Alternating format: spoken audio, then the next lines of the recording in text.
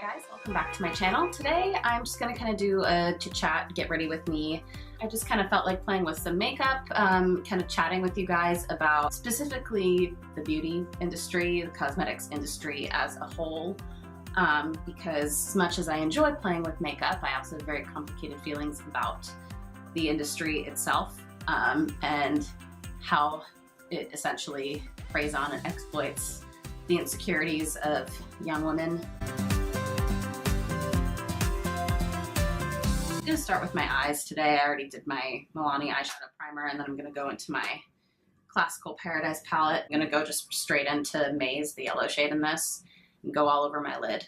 Obviously, I should preface this with, like, I buy makeup, I participate in this industry that I am aware, you know, it preys on the pockets of young women. So obviously you can take this video with as much of a grain of salt as you want to, but I feel pretty confident in my knowledge that I came into this because I wanted to, because I thought it was fun, and not because I felt any sort of outside pressure to do so. I mentioned this a bit in my first ever video for this channel, but I never, not never, I would play with blue eyeshadow in middle school like most people who grew up in the 90s and early 2000s did, but until I graduated from college, basically, like right before I graduated from college was when I really started to get into makeup. My mom didn't wear makeup at all, really, except for mascara. She never taught me anything about it, never pressured me into wearing it. She actually would rather, in middle school, I would sneak the blue eyeshadow to school and put it on when I got there. Like, she did not want me using it at first. And I'm really grateful that she was a mom that didn't wear makeup and didn't pressure me to use said makeup, because it gave me the perspective that I feel like is important to determine what I wanted for myself. The only reason why I got into it was because somebody had shared on my timeline Ingrid Nilsson's coming out video, and I myself am bi, and I watched it because I care about other LGBT people, and I want to hear about people's experiences and stuff. So I watched that, and I was like, oh, I really like her. This is really awesome of her. I'm gonna watch more of her videos. And that was kind of how I got into makeup. For me, it really was truly out of curiosity in this person's life. And I feel like because of the way in which that I came into this community and into this makeup using space, I have a different perspective on why I use it. I genuinely use it because I think it's fun. If there is a day where I'm like, I don't feel like putting on makeup because I don't want to bother, then I won't, because it's not going to be fun. It's going to feel like a chore, and that's not what I want this to be. I want it to be for me to use when I want to use it, and that's it. And I think that that's really important for anybody. I'm like only talking. I should probably actually be doing my makeup while I do this. Like I said, I'm just using this Maize color. I'm just going to build it up all over my lid, not really doing anything super fancy. I just thought I wanted to play with some color. Oh God, what was I even talking about? And I don't want this video to sound like it's knocking people who use makeup for other reasons, because it's not those people's fault for feeling the way they do about themselves. It is this kind of, the way that beauty products are advertised often points out what are perceived flaws about people, things that you'd be better off without, is what it's saying. Things that make you less than because you have them. Like, I'm somebody who has adult acne. Like, it's not fun, but I don't like it because it's painful. That's literally the only reason why I'm trying to get rid of it. It's painful. I'm not embarrassed about it, and people shouldn't have to be embarrassed about it or feel bad about themselves because of it. And I think that that is especially one of the things that the beauty industry has kind of ruined, the self-esteem of lots of young women, young men. Also, my brother had really bad acne for a while in high school, and he hated it. You know, he was concerned that people would make fun of him for it. And that's kind of one of my big issues with the beauty industry, is that it survives because it makes people feel bad about themselves and feel the need to either cover those things that are perceived as being bad, or get rid of them entirely. And for some people, that's the choice that they make. Like for me, I have made the choice to try and deal with my acne as much as I can. The reason for that is twofold. First part is that I'm an actor, so this is kind of the vain part of it, the part that is affected by outside pressures for me, because I personally, as a human being, like if I wasn't going to be an actor, I don't know that I'd be trying this hard to get rid of my acne or like try to prevent it this hard. I would probably just be dealing with it topically, like just when it happens. But because I am an actor, I do feel obligated in a sense to try and take care of my skin. So that's the vain, like the kind of vain part, the part that of me that is affected by this stuff in a sense. The other part is that it's painful. I, for the most part, get cystic acne around my period, and so it's not fun. But for that part of it, it's not necessarily about how it looks, it's more just about how it physically feels on my face when it happens. So it's not like I'm saying I don't understand the pressure that people feel. Obviously I do, I get it completely, but I do blame the industry as a whole for making people feel this way about themselves, and especially really young girls. Like in recent years, I've seen lots of people commenting, oh, when I was 12, this isn't how we dressed or how we looked. All these 12-year-olds look like 17-year-olds now, and that's not a good thing. I feel like it's points to a willingness to hypersexualize young girls. Young girls are not to be sexually desired. Young girls are young girls. They need to live their lives as young girls. They need to not feel like they need to be young women. There's a difference between being 18 and doing a full beat face and dressing a particular way and being 12 and doing the same thing that those 18-year-olds are doing. And again, I'm all for women's expression and sexual expression, but 12-year-old girls should not feel like they need to cake on foundation on skin that's probably already clear or dress in a way to attract attention from whatever gender they're trying to attract attention from. Particularly men. Like the male gaze is the reason why, you know, these young girls, as I'm saying, feel the need to dress the way they do. And I feel like with this huge uptick in people watching YouTube and being interested in beauty, there's been a huge uptick in young girls who are, through no fault of their own, becoming sexual objects for men to look at because of this beauty industry that is incidentally not run by women for the most part. For the most part, all the huge companies, Estee Lauder, L'Oreal, are all run by men.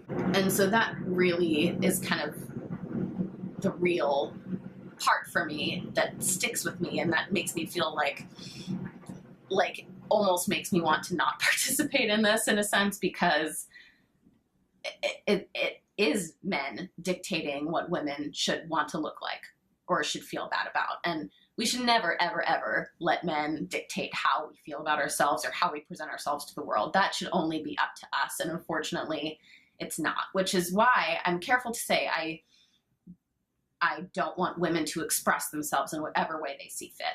But I do feel like it is important to examine the causes of why you want to express yourself in a certain way.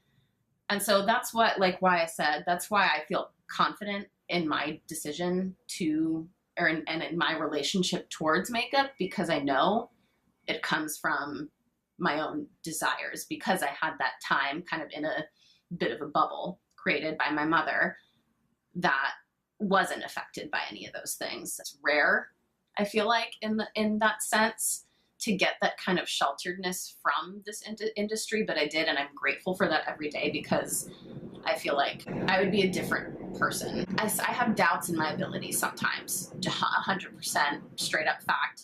I don't want to like pretend to be something I'm not. It's true, sometimes I have doubts in my abilities. However, I've never really doubted who I am as a person, because I've seen firsthand how certain things can affect people and make them feel the need to change something about themselves. And aside from this whole adult acne situation, I have never really felt the need because of me feeling bad about something, which I'm really, really grateful for.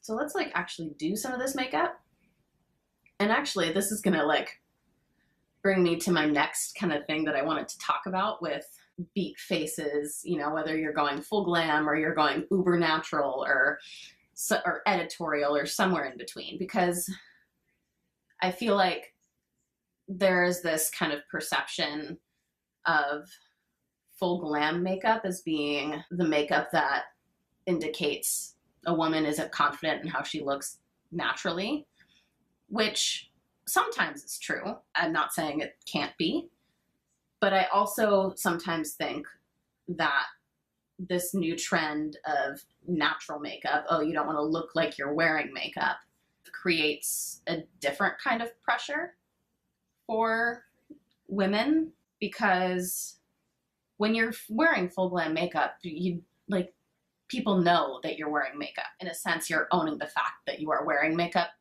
People are aware, you're aware that this is what you've chosen to do with your face today. It's very, very obvious, and you're making a point of it being obvious. So you can own that kind of glam makeup. It's the same idea, like an editorial look. Like right now, I'm putting straight up yellow eyeshadow on my eyes. I'm gonna go in with a yellow green shifted metallic just right on top of it afterwards. So like, this is not like me just trying to create a little bit of definition in my crease without being too made up or whatever. This is literally me like doing something a little more editorial, a little more runway, whatever you want to call it, because I want to play with color and I want to play with texture. Like, that's what I like to do with makeup. And not to say that I don't like doing a natural thing every once in a while. Obviously I do. At the same time, I feel like this whole natural makeup movement has its own downsides in some ways, because it creates this pressure. You need to hide the fact that you're wearing makeup. So then you end up taking like 10 extra steps to make your skin look like your skin, even though you have foundation and concealer and powder and blush and bronzer on and everything. And I think that almost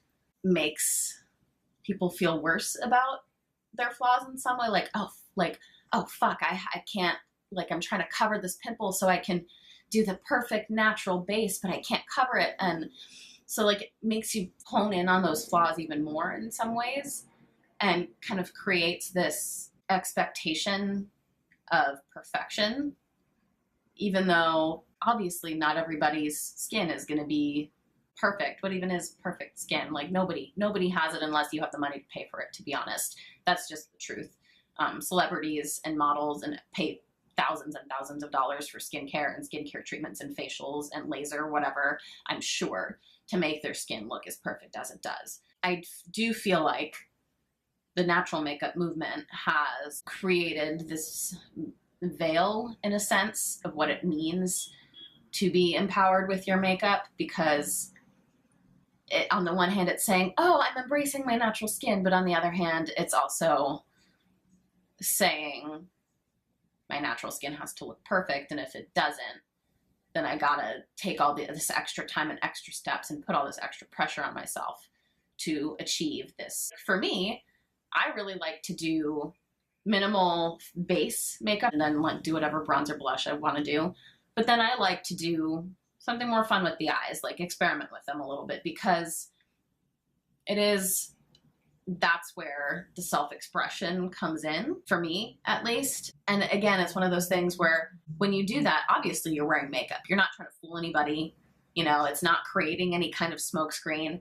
And I feel like that almost is the most, I hesitate to say empowered, but that's the best word I can come up with at the moment.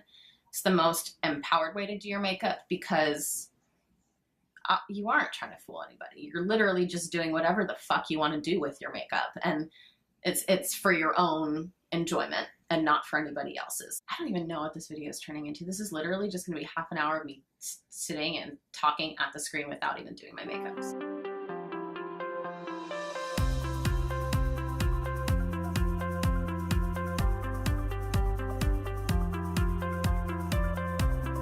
Have I exhausted all my talking points already? Well, that's ridiculous. And I'm gonna go in with Sunflower, which is that gold green metallic shade I was talking about. I'm just, again, do it all over my lid.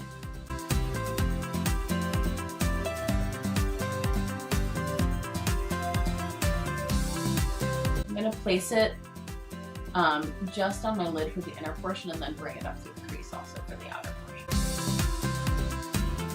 Maybe I could talk a little bit about the fashion industry also, just because that's also something that I am passionate about.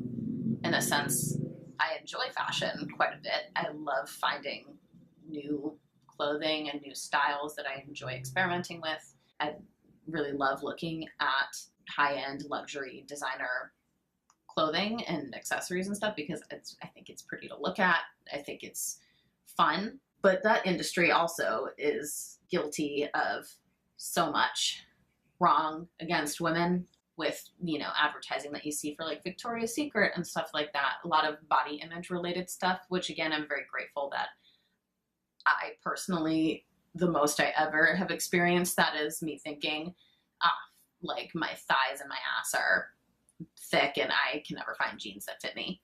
Or like, you know, my thighs are always rub through my jeans and make them rip at the exact same place, and I wish that they didn't do that. That's the extent to which I have thought about the way my body looks. I've never disliked it. I've never been ashamed of it. I think I have a pretty damn good body, to be honest. I danced for most of my life and I have strong legs and I have an ass, and I'm proud of that, truly. As inconvenient as it can be to find clothing because of it sometimes, I'm proud of it, and I've never really felt an extreme need to change that about myself. But again, I kind of grew up in a little bit of a bubble when it came to that stuff, which not everybody has the privilege of doing that. Even though there is a certain amount of women finding empowerment in dressing in certain things or doing certain things to make themselves look a certain way, there is still this great, you know, marketing conspiracy run by the fashion world, which again, also, there are incredible female designers out there. I'm not trying to disregard their achievements or anything like that. Diane von Furstenberg is one of the first ones that comes to mind. She created the wrap dress. Like, she's an impressive woman. I have actually been lucky enough to see her speak at a panel before. Like, she's amazing. I love her. But for the most part, it's an industry controlled by men and run by men, and men who are deciding, you know, how things are advertised to get people, women in particular, to buy them. I've bought men's clothing before, and it's really interesting when you feel men's clothing, the fabrics, you can feel the difference in the fabrics. Men's clothing is built to last a decade or so more, because they know a lot of men aren't necessarily huge fans of shopping, aren't going to go clothes shopping frequently. So that's not as big of a market as women's fashion is. And the quality of women's clothing is not as high a lot of the time because it's, again, part of this scheme to get women to spend their money on things that they don't necessarily need, but they think, oh, it's going to make me look good or feel good. There really is an exploitation of women's money because women have a huge amount of buying power. Women account for pretty much all the buying power in the United States, in the world, honestly, but in the United States in particular, because I live in the United States, that's what my frame of reference is. But like, there's a huge amount of buying power that women have. And so the entire fashion industry basically is based on advertising to those women who are buying those things.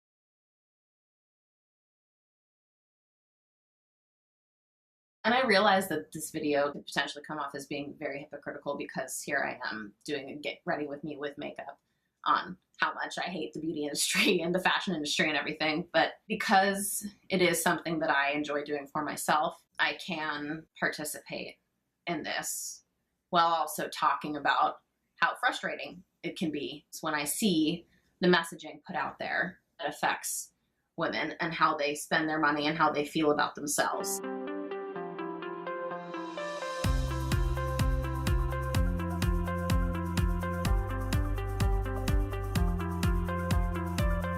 I'm going to do what I've been doing basically every day this summer when I've done base makeup, is mixing my L'Oreal Lumi Glotion with my bareMinerals Complexion Rescue Tinted Hydrating Gel Cream. Such a fucking long name. So I think I'm going to go back to the beauty industry right now, just to talk a little bit more about the particular standards of beauty that are held for women, because there's also something to be said for what qualities in particular are found to be the most beautiful, the most desirable, and that is skin like mine. Right now, my body is tan for me, and it's still like the lightest of any of the people I know. And that's still in, you know, really mainstream, you know, Sephora makeup brands is really what is catered to.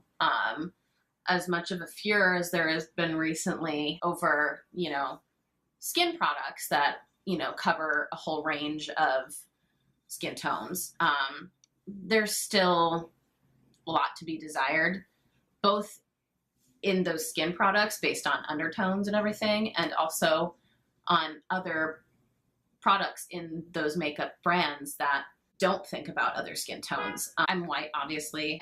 I don't have any authority on what constitutes like good undertones for Black skin or skin belonging to women of color, because I'm not a makeup artist. I'm not trained in anything like this, but it's not that hard to notice when there are gaps in ranges. I'm going with my concealer, by the way, my Glossier Stretch Concealer.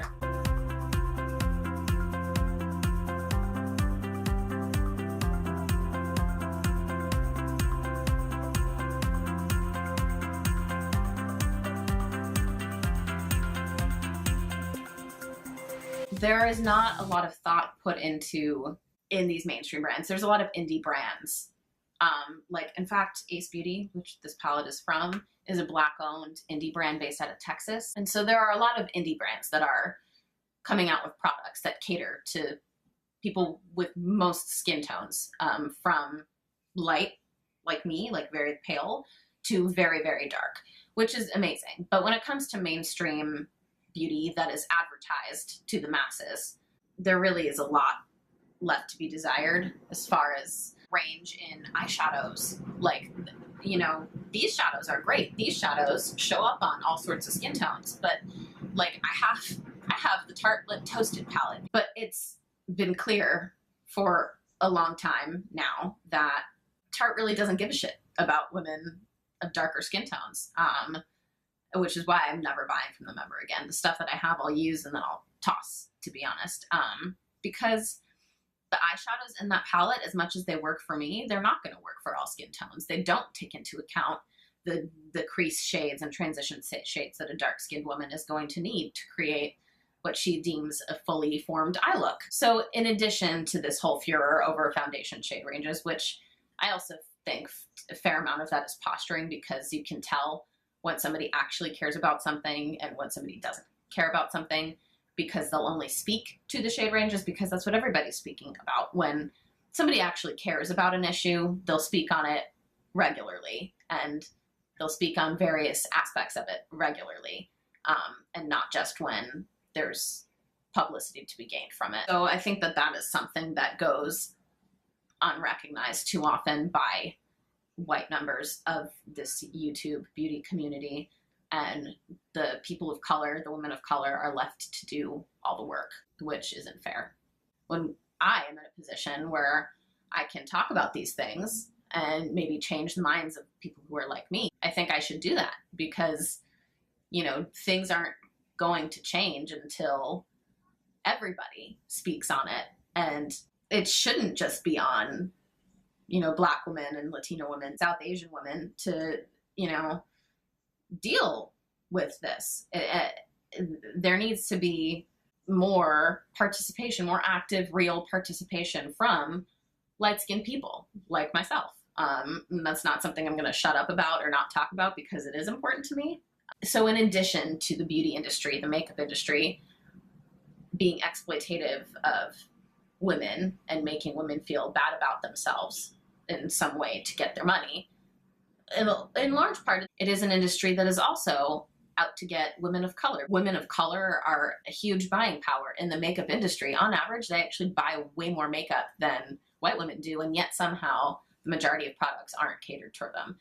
That is also a problem. Using my Real Techniques expert face brush to kind of blend all that together. Obviously those aren't my only feelings on this issue, but they're the ones that are coming to mind at the moment.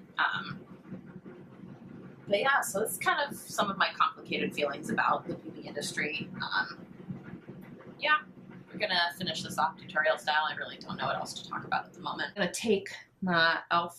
face brush and my Hourglass Ambient lighting powder, shade Dim Light, just to kind of set that a little bit. I haven't been as into like super setting my makeup with powder recently, just because it doesn't wear quite as nicely, I don't think. So I've been using this powder, which is more of a finishing powder than a setting powder, just so it doesn't really take away from the glow that I've been going for in my face makeup recently. I also, for some reason, I don't know what it is about this powder, but I do actually feel like when I use it, it kind of blurs the redness sometimes of whatever acne or acne scarring I have.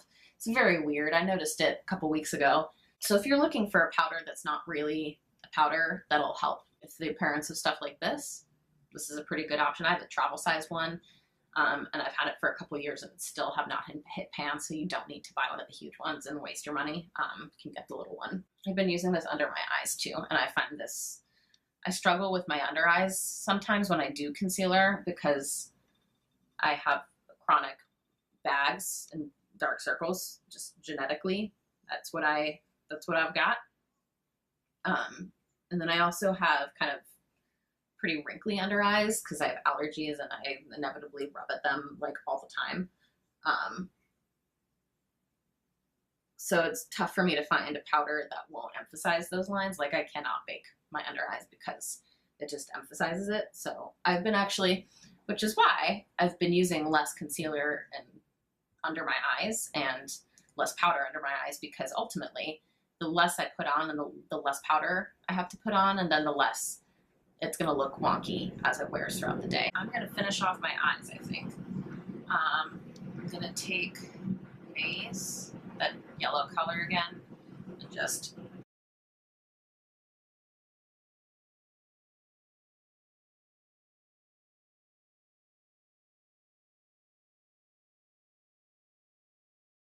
and then what I'm gonna do is I'm gonna take Barley on my little e.l.f. like a shader brush is what this would be. And that's that champagne color in the palette. I'm gonna take that on my inner corner and the inner part of the lower lash line.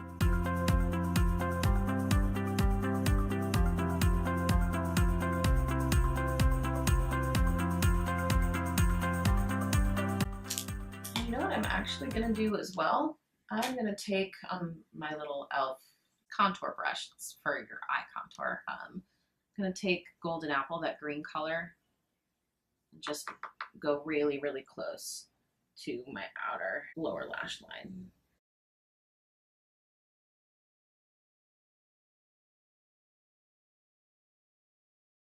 I'm done with my eyes minus mascara. We'll do that later. I'm gonna do bronzer.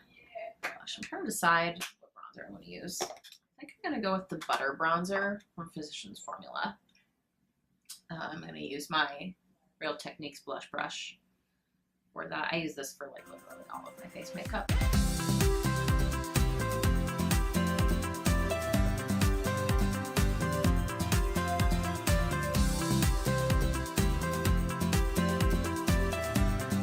Yeah, my preferred kind of look this summer has definitely been like bronzy glow.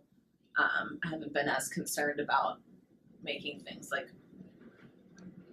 melt proof, as long as it wears in a way that doesn't look messy as it wears away. I haven't really cared so much about that. So that's why I've kind of just been sticking with the easy skin look. Because I'll literally do a bronzer, blush, and a smidge of highlight. Well, bronzer, smidge blush, and a highlight. Because it just really does not take very long for me to do that, especially with just the one brush. I'm also kind of putting this a little bit all over my face because my face is a very different color than the rest of my body right now. I'm gonna go in with an oldie but a goodie, the Milani Baked Blush in Luminoso. It's a very peachy blush with gold, quite a bit of gold shimmer through it. This is so shimmery. Doesn't look shimmery on the skin, but you can see the shimmer in the pan. I'm probably just gonna not even use highlight. I don't think I'm gonna need to or want to after this. It's been a while since I've used this blush, and I thought when I was kind of taking stuff out of my makeup drawer to pack for this vacation I'm going on, like, oh yeah, I've got that. That's good for the summer and I haven't used it at all. Let's use it.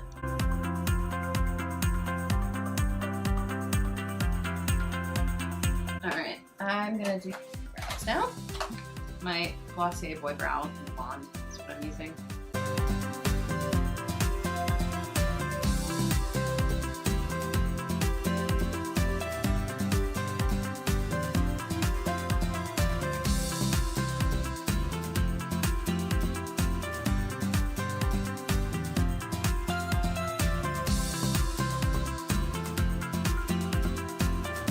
Gonna go in with mascara. I'm gonna curl my lashes first. And I'm using my Ciate Wonderwand mascara.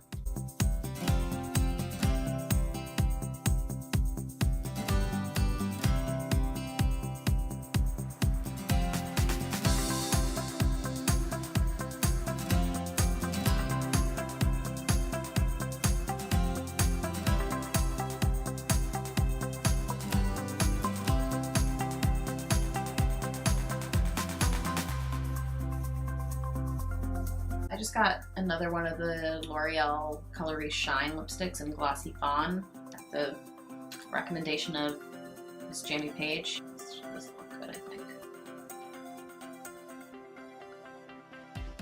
Oh my god, this is the color I've been looking for so long. I'm so happy. Alright, that is... I'm done getting ready. I'm doing this makeup. I just finished it at 4 p.m. I'm literally just going to my parents' apartment, gonna have dinner with them. I don't even think we're going out. Not really wearing it anywhere, but I think it looks cool. I know that last part of that was really just me doing my makeup and talking to you about what I've been doing lately, but I used up a lot of my talking points that I thought I was going to be talking about while I was doing my makeup, while I wasn't doing my makeup. I definitely want to do more like chit-chatty videos talking about an important subject. Maybe the next one I do will be on like politics or something like that, depending on what new disaster has occurred. I have interests outside of beauty and fashion that I think are important, and if I'm going to be filming myself doing makeup, I may as well use it as some sort of platform. I don't have any followers. I like to talk. I like to hear myself talk. And I feel like it could be a fun way to do get ready with me, is rather than just chatting about random shit going on in my life, which there isn't a ton of it, to be honest. I would talk about important things. I think that could be a fun concept for get ready with me. I entertained you at all. If you learned anything, please like and subscribe, or comment below topics you'd like to see me chat about in one of these videos. Thanks so much for watching. Bye.